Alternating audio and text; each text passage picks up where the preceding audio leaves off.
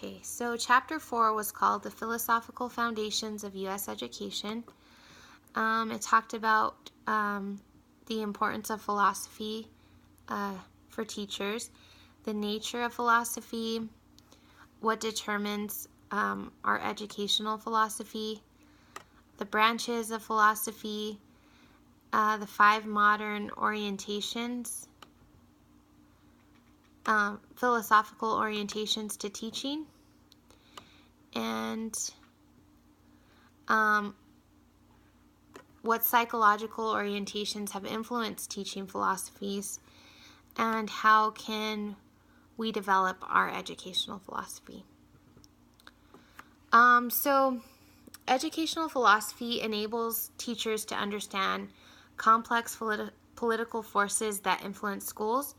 It helps us evaluate more effectively current proposals for change and to grow professionally. Professional teachers continually strive for a clearer, more comprehensive answer to basic philosophical questions. The nature of philosophy. Philosophy means love of wisdom. It's concerned with pondering the fundamental questions of life. What is truth? What is reality? And what is worth living? So what determines our educational philosophy? It's basically a set of beliefs about education and a set of principles to guide professional action. A teacher's educational philosophy is made up of personal beliefs about teaching, learning, students, knowledge, and what is worth knowing. So the branches of philosophy and the questions they address are metaphysics, what is the nature of reality, epistemology, which is the knowledge of, and what is the nature of knowledge, and is truth attainable, axiology, what values should one live by, ethics, what is good and evil, right and wrong, aesthetics, what is beautiful, and logic, what reasoning processes yield valid conclusions. And so the most interesting part of the chapter talked about the 5 modern philosophical orientations to teaching: progressivism, perennialism, existentialism, and existentialism, and social reconstructionism. So based on the reading, and I think there was a little quiz provided, I saw myself most in progressivism and social reconstructionism. So progressivism is the aim of education. It basically states that the aim of education should be based on the needs and interests of students. And social reconstructionism is in response to the significant social problems of the day. Schools should take the lead in creating a new social order. Critical pedagogy, much like social reconstructionism, focuses on how education can promote social justice, especially for those who do not enjoy positions of power and influence in society. Feminist pedagogy, also similar to social reconstructionism, maintains that different voices and different ways of knowing tend not to be acknowledged in classrooms that are dominated by Eurocentric patriarchal curricula. So yeah, I think social reconstructionism, especially in the world today, is very important. We just live in a time where we have to advocate for people whose voices aren't easily heard. And I mean, literally people who speak other languages, like their voices aren't heard just because they don't speak English. And so they suffer significantly. I mean, they don't have access in many cases to adequate testing. They're misdiagnosed with learning disabilities. People, African Americans in this country have been have been targeted. There's so many issues with diversity and people that have suffered injustice because of how they look or their position in society. And so I definitely agree that schools should take the lead in creating a new social order, and education should promote social justice. So the psychological orientations that have influenced teaching philosophies. Humanism basically believes that children are innately good, and education should focus on individual needs, personal freedom, and self-actualization. Behaviorism, by careful control of the educational environment and with appropriate reinforcement techniques, teachers can cause students to exhibit desired behaviors. Constructivism, teachers should understand students' understanding and view learning as an active process in which learners construct meaning. And so definitely my psychological orientation is definitely constructivism. I feel like I agree that students, that learning is an active process and that the learners can often construct meaning. So, and then how can I develop my educational philosophy?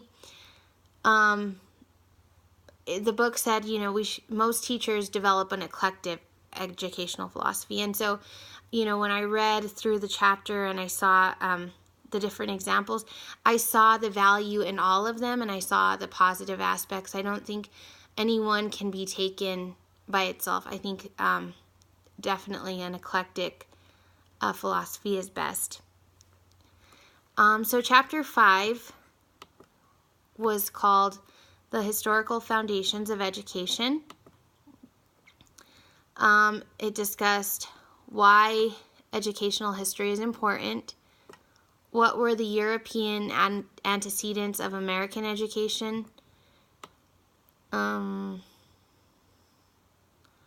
what were teaching in schools like in the American colonies between 1620 and 1750, what were the goals of education during the Revolutionary period, 1750 to 1820, how was the struggle won for state-supported common schools, 1820 to 1865, how did compulsory education change schools and the teaching profession, 1865 to 1920, and what were the aims of education during the Progressive Era, 1920 to 1945, how did education change during the modern post-war era, 1945 to 2000, and what are the educational priorities in the new century, 2000 to the present.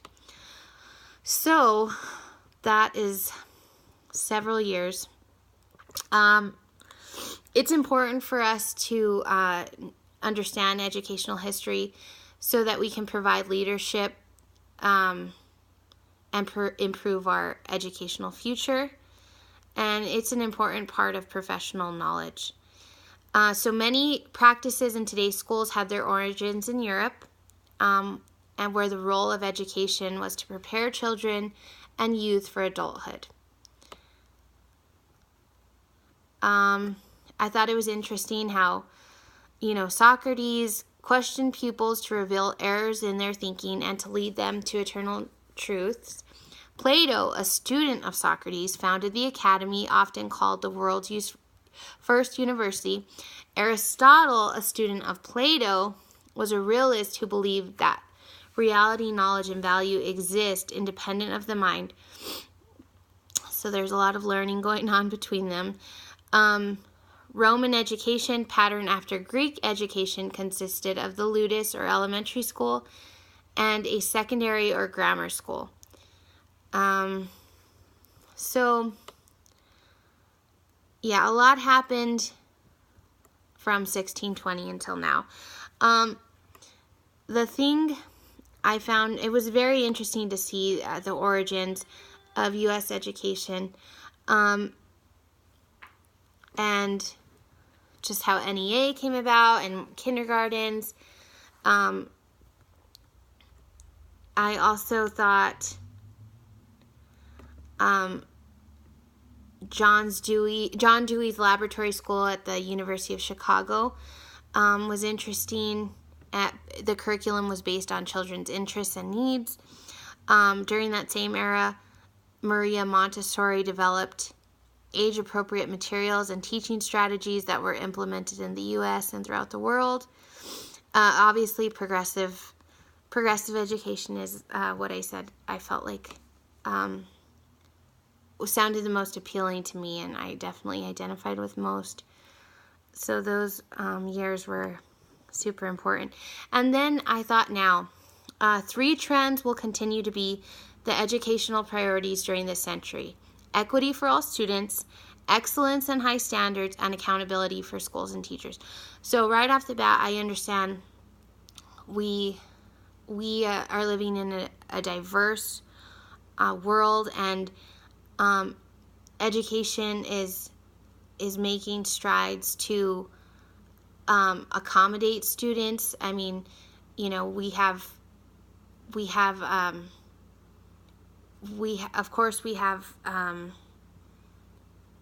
accommodations for students with disabilities. There's special ed, there's gifted education, there is English language learning opportunities. There's just so much. There's so much movement towards equity for all students. And then the excellence and high standards and accountability, you just see like with the test scores and teacher evaluations, that's a priority. Schools are no longer, not that I don't know, they're not free to do as they please. There's so much accountability, and although sometimes those strategies aren't always implemented perfectly, I can appreciate that there is accountability now, and that teachers and schools are held to high standards.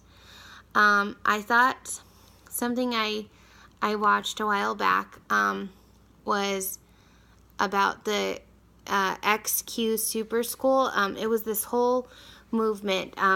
The website says, "We are a community of people mobilizing America to reimagine high school." So in this whole kind of like live broadcast that they did, they showed how the classroom in America, they showed a picture of the American classroom, and then they showed a picture of cars throughout all these time periods. And basically, cars have gotten way more progressive. They're high tech. They do all kinds of stuff. And it showed the classroom model has pretty much stayed the same during the same amount of time. People were riding horses at one point and sitting in classrooms. There were desks, and a teacher stood at the front of the class. And to this day, we have cars that run off electricity now, but the classroom model has stayed the same. So I thought that was super interesting, and I'll attach a link to that in case you guys haven't seen it. It's pretty interesting. Thanks.